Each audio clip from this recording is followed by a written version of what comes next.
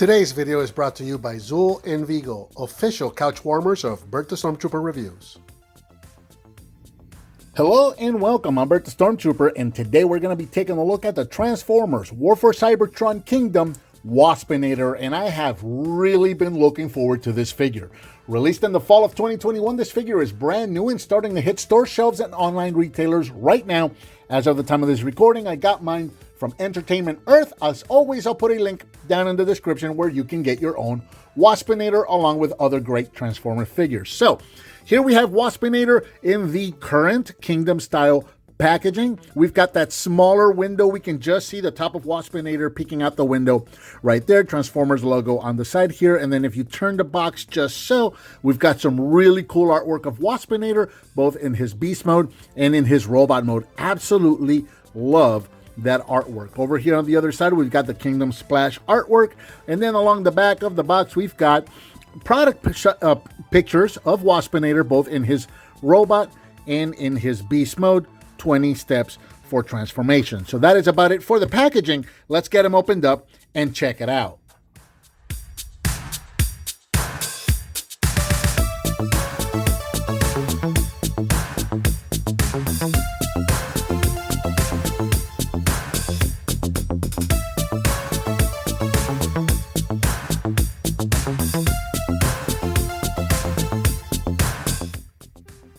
And here we have WASPINATOR out of the packaging, shown with everything he comes included, and also already transformed into his WASP mode. And of course, he comes with his sheet of instructions, which is the standard sheet of instructions that we've come to expect from Kingdom.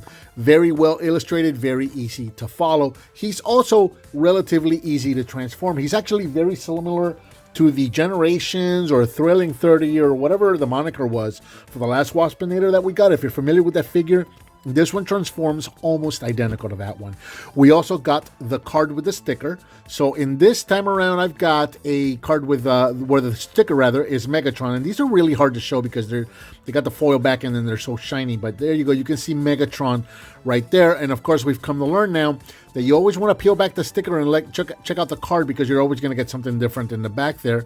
And we've got Megatron. Looks like he's standing up on top of a pillar or something. He's addressing a bunch of Decepticons. The whole Decepticon army right down there. His whole legions, he's addressing them. So very, very cool. I don't think that I have that card yet. I know I've got the sticker, but I don't think I have that card. And of course, we get WASPINATOR himself, who has a headache in his whole body.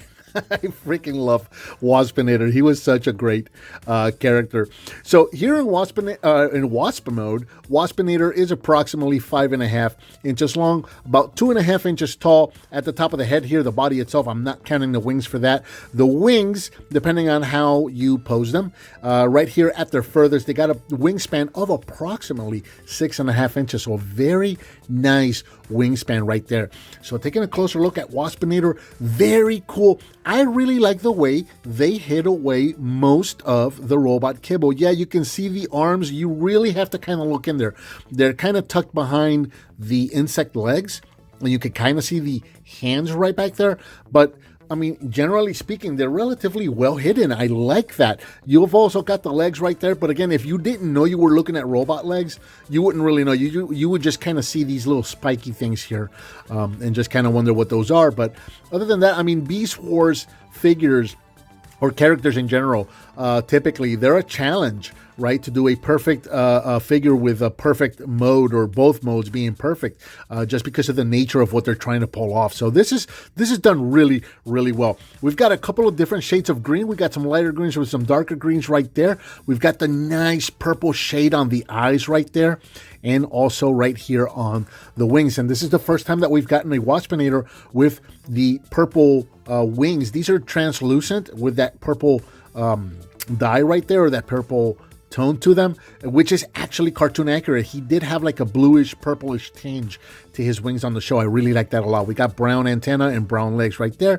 Going right back into his is this his thorax? I'm not sure what this is called, but you got the yellow and the black stripes right there, looking really, really nice. Again, I really like what they've done here. This is a really good update to the WASPINATOR character. Some minor complaints about this is really I understand why they did this. It's the placement of the insect legs, the way they're going to go in robot mode. Historically, Waspinator has had 2 of the legs on his arms and 1 leg on his robot legs. This one flips it around in order to pull off the insect mode the way that we're seeing it now. So, I understand why it happens. That's just a minor complaint. You can move the antenna around a little bit. You can move the head up and down. And you can move the leg. The legs can move. They're on these rotations right here. You can move them, but really, there's only really going to be one way to pose them. That's about it. And then the wings are, of course, on ball joints, so you can move these any way you'd like and pose them any way you would want. So, yeah, very, very nice. A couple of quick comparisons. Here he is with the aforementioned Generations or Thrilling 30 Waspinator right there. And, again, pretty much almost identical transformation. I did like the way they did the feet better with this one. Like I mentioned earlier, you got these sticking out right here. And again, if you don't know what they are, then you're not really aware of what that is, but it's just kind of there. I thought this figure did a little better job of hiding them in. However, this figure did have the arms just sticking straight out right there on the sides, where this guy did a much better job of hiding them in there. So yeah, very cool. And of course, this one had the old little automorph, or not automorph, but the little play feature right there for the wings. There you go. That's what those two look like together. And I have gone ahead and dug up. I've gotten a lot of comments about this, so I've gone ahead and dug out my entire Beast Wars collection so that I can finally start doing comparisons with the original Beast Wars figures. So here we go. Here we have the Kingdom Waspinator next to the original vintage Beast Wars Waspinator. And, again, a lot of improvements with this figure, but in general, I have always loved the way they did the legs on the original Waspinator. That just seems more realistic to an actual wasp than any other figure has ever done. I don't know why they got away from doing this. This is brilliant, and I wish they would start doing this again. But there you go. That's what the two of them look like side by side.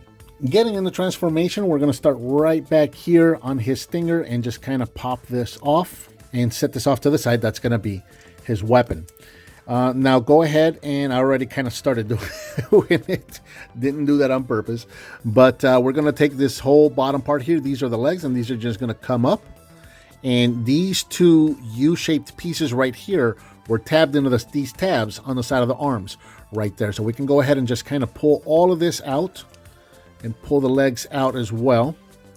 Separate the feet. The feet tab in together right there. So we can go ahead and separate these and just split open the toes and the heels. Just like that. Now, this piece, at least on mine, is super, super tight. This piece is actually tabbed into this thorax piece right there on that little tab right there. And for whatever reason on mine, it is super, super tight. And it does take some, there we go. It takes some doing to get it out. That little tab right there is into that slot. And man, it takes some doing. So anyway, there's that. Rotate the whole thing around, bring it down, and then you can just kind of position these legs any way you see fit. Pretty much it for that. Now, working up here, we're going to take the arms. The arms are actually also tabbed in. This one already came on tabs. So there's a little round peg right there that goes into that peg hole, round peg hole right there on the side of his body. So take that out, bring the arm out, and rotate it, and then again move the insect leg up. And you also want to rotate the wrist. Same thing on this side, just unpeg it from the side of the body right there. Bring it out. Straighten out the arm so that the insect leg is facing out. Straighten out the wrist and move the insect leg out.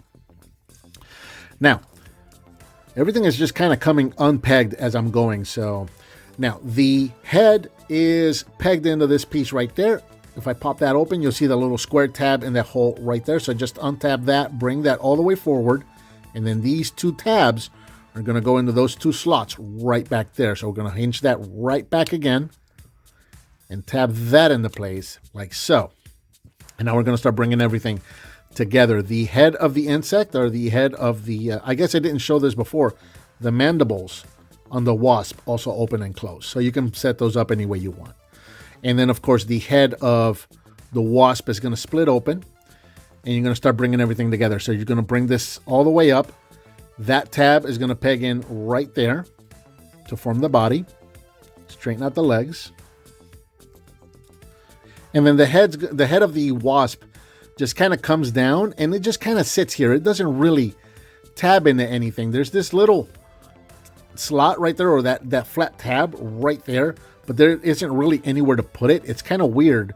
I find it weird anyway that yeah, Waspinator's Wasp head doesn't really tab into anything. And then we're just going to straighten everything out, put the wings, you know, whichever way you'd like to pose them. Get them all nice and straight. And here is Waspinator in his robot mode. Standing at approximately 5 inches tall. We'll bring him in close. Absolutely love the detail on this guy. Check out that head sculpt. That is near, if that's not perfect, it's really close to perfect for the animation model. That is just absolutely fantastic. Love that head sculpt. It really, you can hear this picture right here. Oh, Waspinator has a headache in his whole body. I can just hear that. It's so well done. Of course, you got the Wasp head right there for the chest going down into the body itself. Nice proportions on this guy. You got all the greens, the yellows, accented by the blacks and the purples. Looks really, really nice going all the way around. There isn't really much kibble to speak of. I mean, yes, there is kibble, but that is cartoon accurate. It's supposed to be there. He had insect legs hanging off his appendages. He did have a big old wasp tail and wings. So this looks fantastic. Again, the only minor gripe that I have with this is that he's got the 2 insect legs on his feet or on his legs, and only the 1 on his arms, where it should be 2 on his arms. But other than that, really not a problem with that. For those of you that are concerned with such things, the back of the legs do look a little hollow. And again, that's really mostly for transformation and for insect mode to hide that away. But there you go.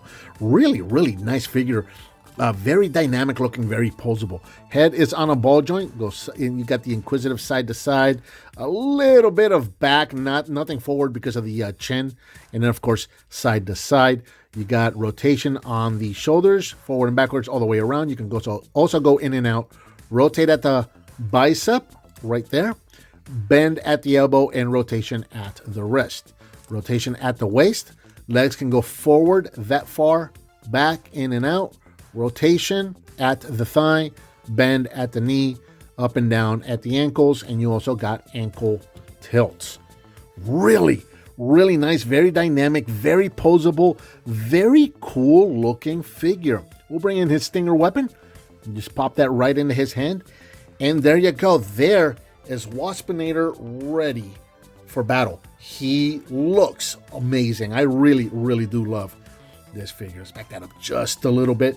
And again, for comparison, here he is with the Generation / Thrilling 30 / call it whatever you want, because I don't remember, Waspinator, which again, very good update to Waspinator himself. I kind of like to put his wings up. Let's see if I can. This one, I'm not going to bother. This one's kind of difficult to do because of this whole flapping gimmick that he's got. So we'll just leave him down. But there you go. There he is with the most recent reissue, I guess, of Waspinator, which again was a fantastic figure. But this one was more of a comic book based kind of a thing, and this one really looks more cartoon accurate in my opinion. So there you go. That's the 2 of them together. And finally, one more time, here he is with the original vintage Waspinator, and my vintage Waspinator has very weak knees. I need to tighten these up because he does like to do the limbo.